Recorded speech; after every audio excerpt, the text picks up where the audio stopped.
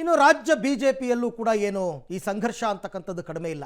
ಈಗ ಯತ್ನಾಳ್ ಅವರಿಗೆ ಹೈಕಮಾಂಡ್ ಒಂದು ನೋಟಿಸ್ ಕೊಟ್ಟಿದ್ದಾರೆ, ನಿಮ್ಮ ಮೇಲೆ ಯಾಕೆ ಕ್ರಮ ತೆಗೆದುಕೊಳ್ಳಬಾರ್ದು ಅಂತ. ಆ ಡೆಡ್ಲೈನ್ಗೂ ಕೂಡ ಕೇರ್ ಮಾಡಿಲ್ಲ ಯತ್ನಾಳ್ ಅವರು. ಆ ಡೇಟ್ ಮುಗಿದ್ರೂ ಕೂಡ, ಟೈಮ್ ಮುಗಿದ್ರೂ ಕೂಡ ಉತ್ತರ ಕೊಟ್ಟಿಲ್ಲ.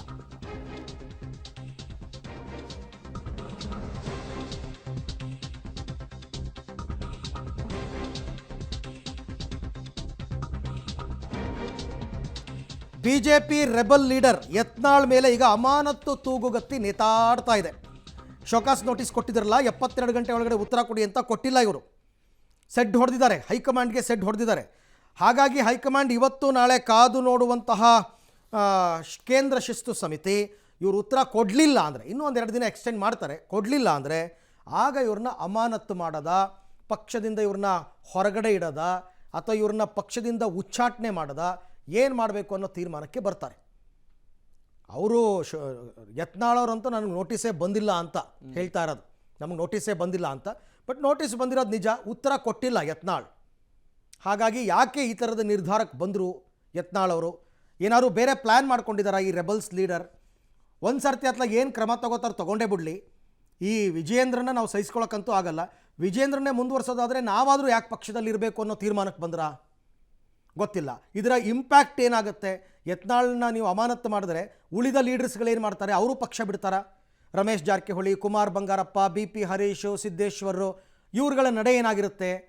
ಬಣ ಸಂಘರ್ಷಕ್ಕೆ ಇದು ಇನ್ನೂ ಜಾಸ್ತಿ ಆಗುತ್ತಾ ಅಂತ. ಬಣ ಸಂಘರ್ಷ ಅನ್ನೋದು ಮುಗಿಯುತ್ತಾ ಅಥವಾ ಇನ್ನೂ ಜಾಸ್ತಿ ಆಗುತ್ತಾ? ಯತ್ನಾಳು ಪಕ್ಷದಲ್ಲಿದ್ದಾಗಲೇ ಇಷ್ಟೆಲ್ಲ ಹೇಳಿಕೆ ಕೊಡೋರು, ಪಕ್ಷದಿಂದ ಉಚ್ಚಾಟನೆ ಮಾಡಿದ್ರೆ ಇನ್ನೇನೇನು ಹೇಳಿಕೆ ಕೊಡ್ಬೋದು ಅಂತಲೂ ಒಂದು ಯೋಚನೆ ಮಾಡಬೇಕಾಗುತ್ತೆ. ಈ ಬಗ್ಗೆ ಮತ್ತಷ್ಟು ಮಾಹಿತಿ ನನ್ನ ಕೊಲೀಗ ಶ್ರೀನಿವಾಸ್ ಅವರಿಂದ ಪಡ್ಕೊಳ್ಳೋಣ. ಶ್ರೀನಿವಾಸ್, ಯತ್ನಾಳ್ ಅವರು ನನಗೆ ನೋಟಿಸ್ಸೇ ಬಂದಿಲ್ಲ ಅಂತ ಹೇಳ್ಬಿಟ್ಟಿದ್ದಾರೆ. ಆದರೂ ನೋಟಿಸ್ ಕೊಟ್ಟು ಉತ್ತರ ಕೊಟ್ಟಿಲ್ಲ ಅಂತಂದರೆ ಏನು ಕ್ರಮ ತಗೋಬಹುದು ಮುಂದೆ? ಯತ್ನಾಳ್ ಅವರು ಈ ರೀತಿ ಪಕ್ಷಕ್ಕೆ ಹೈಕಮಾಂಡ್ಗೆ ಸೆಡ್ ಹೊಡೆಯೋ ತೀರ್ಮಾನ ಮಾಡಿದ್ದಾದರೂ ಯಾಕೆ ಅಂತ? ಅರವಿಂದ್, ಬಿಜೆಪಿ ಹೈಕಮಾಂಡ್ ನಾಯಕರು ಯತ್ನಾಳ್ ಅವರಿಗೆ ನೋಟಿಸ್ ಕೊಟ್ಟಿಗೆ ನಿನ್ನೆಗೆ 3 ದಿನ ಕಳೀತು. ಆ ನಿಯಮದ ಪ್ರಕಾರ ಹೈಕಮಾಂಡ್ ಅಥವಾ ನೋಟಿಸ್ಗೆ ಉತ್ತರ ಕೊಡದೆ ಹೋದ್ರೆ ಅವರ ವಿರುದ್ಧ ಶಿಸ್ತು ಕ್ರಮಗಳನ್ನು ತೆಗೆದುಕೊಳ್ಬೇಕು ಅನ್ನುವಂಥದ್ದು ಬಿಜೆಪಿಯಲ್ಲಿ ಇದೆ.